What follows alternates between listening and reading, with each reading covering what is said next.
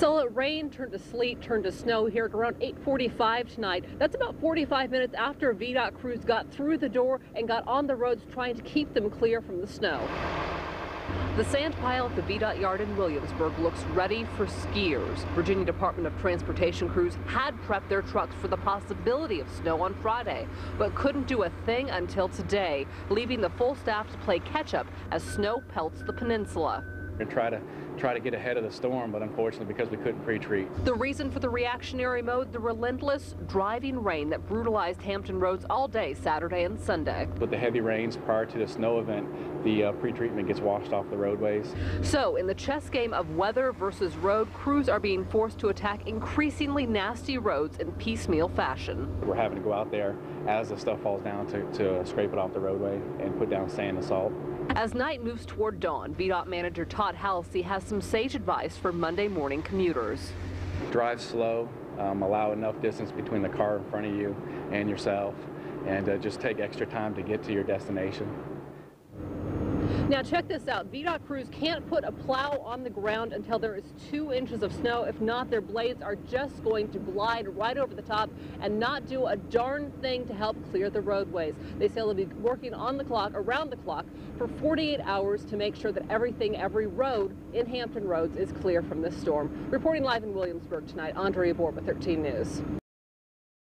She called today Victory Sunday. She gained not only peace of mind because of those arrests, she regained some very sentimental items that were taken Wednesday night. After 4 days of fear and pain, this Suffolk widow got something back she never thought she'd see again. My engagement ring, my wedding ring, my husband's wedding ring.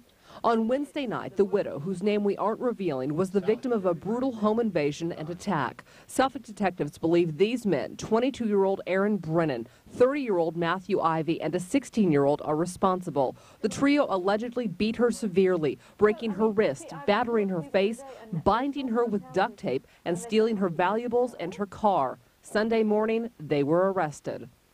I hope they can spend time in jail and think of what they've done. And think of me as maybe that was my mother I hit. You know, that kind of thing. Despite her obviously painful injuries, this spunky 65-year-old is able to crack a few jokes with typically British self-deprecating humor about the horrible experience. Instead of a stiff upper lip, it's the swollen bottom and upper lip right now, but you must there. And I'm going to enroll in clown school. Because I've got the face, you know, I can go to clown school now. She says there is plenty to be grateful for. They didn't rape me, they didn't murder me. That's why I can smile, because I'm alive. And God was definitely sitting on my shoulder. Like those irreplaceable rings.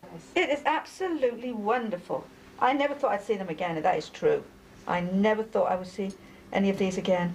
Now the woman who became a victim while she was just watching television has some words for the detectives who solved the case. Suffolk Police Department's the best in the state.